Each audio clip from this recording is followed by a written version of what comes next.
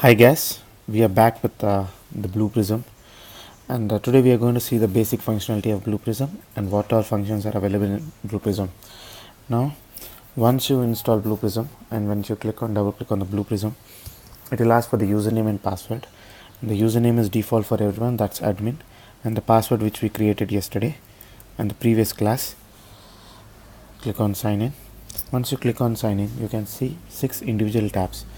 The home button shows the number of automations done and the queue volume, which refers to the automation, how much process it was worked on it. We'll go through it in a detailed information in the later videos. When coming to studio, we have two main objects in this. One is process and another one is object. What's difference between process and an object? Object is nothing but which interacts with the client application or the application which you automate. And what is process? Process the other thing where you run your machine directly instead of invoking the application directly, and how many times you want to run it is done through process. The link between this process and objects create a complete automation. Now the next object is control. This is also called control room, where you schedule your robot. The sense of robot is how many times it should run in a day or how many times it should run in a week. We schedule it and we can see how the process has been worked, is it done successfully or there were any issues. And the next one is analytics. And the analytics is the same as a reflection of your home page. If you want to create any new dashboard is where you want to take the screenshots and put it in your client application in that way. Releases is another tab where if you want to send your code to one laptop to another laptop, or you want to send it to another colleague, so you create a release for the created objects or process and then you send it to your colleagues.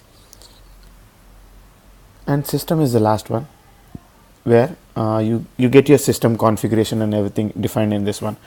So you can see the number of objects created, and if you want to expose it to another business object or another process who can access it in that way. In this one you can see the exposures of process objects, and resources mean how many missions you want to run your automations, and workflows is a different concept we'll cover up in the later chapters as well. Security contains your credential names, users who all want to access the same database. If you want to create saying that the user only needs few access, not other access, suppose I have created Naresh and the default password will be admin. Okay. So I can give the expiry date of the person, then which all roles he can access in that way.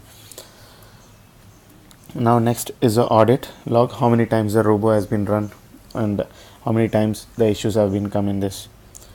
Now when coming to the studio, we'll start with the process. So process does not interact with the client applications, it interacts with the object and control room. Right click on the process, create process. I'll give as sample 1, description, basic training on process. So click finish. Every time I save this object, I can see the number of times it is saved and the description with what it was created. And click on. Whenever a process is created, you can only see one page for it. Okay. If a process is running, it only runs from the main page, and you can create n number of pages in a same process. Just right click and give new with the reference saying like second page, this one. Now a page contains 3 defaults. One is the properties of the page, next is start and end. On the left side you see these are all called as stages.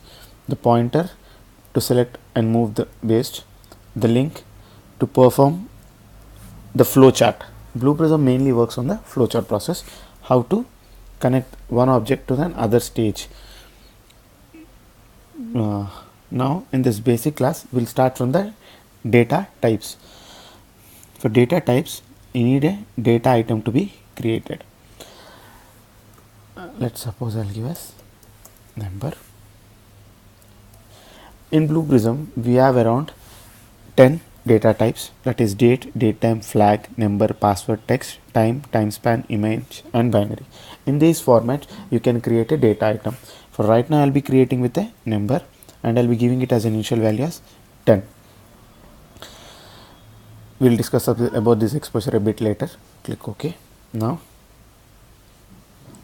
we'll create a calculation stage, and we can use a calculation stage where we can perform our arithmetic and logic operations like date, time, anything. Now I've created a number. Okay, I can validate it whether saying it's a valid. The following stage does not have a star. So whenever I created, I want to store the expression in a new one. So I'll select it as result. Okay, now I'll evaluate the expression. Let the number be 1. Text, it has come. Okay, now I want to add number 10 to another variable called number 20, and I'll give it data type as number again, number 20. Click OK. I'll double click on the calculation stage. I'll give the add symbol and I'll drag my number 20 to this number. Once I elevate expression, it comes. As there are no values, it is not performing. Click OK. I'll refresh the object and I'll link my start to calculation and calculation to end.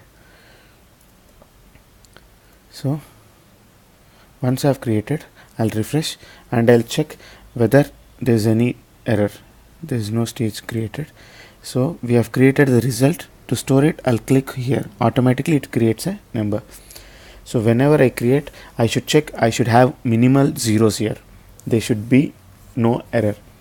So this is a start button and this denotes the speed, how much speed your robot wants to run. If I click over here, it starts, it performs the calculation and it stores the result in the result tab. This is the basic functionality. Now when we are seeing here, we have multiple actions like page. I created a new page like second page, and if I want to call this second page, I'll be using my page reference stage to call the second stage. I'll drag the item into this page and I have 3 options here, whether I can use an existing reference or add a new page and create a reference, add a new page without creating a reference. So already my page is created, so I'll be selecting the first option, clicking on next, and I'll select the page, second page, and I'll finish it. So after calculation, I'll connect it to second page and connect it to this end. Now to start from again, I'll reset the page, I'll start again. So if you see it performed, it calculate, it will go to the second page, start, and it comes back out again. In this way you can call multiple pages from the main page. Next is decision stage. This is used to denote whether the given expression is true or false. Let's suppose we have number 10 and 20. We'll use it in this way. Result 20 should be greater than number 20. I'll connect it. After the subpage, I'll connect it to the decision box. If it is greater, then I'll say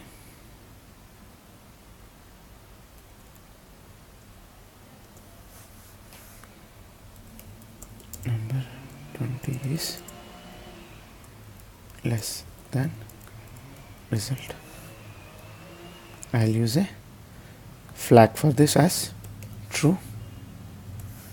I'll denote as flag. This has come as flag. If it is not, I'll create another. I can use copy paste. I'll select as false. 20 is greater than 20.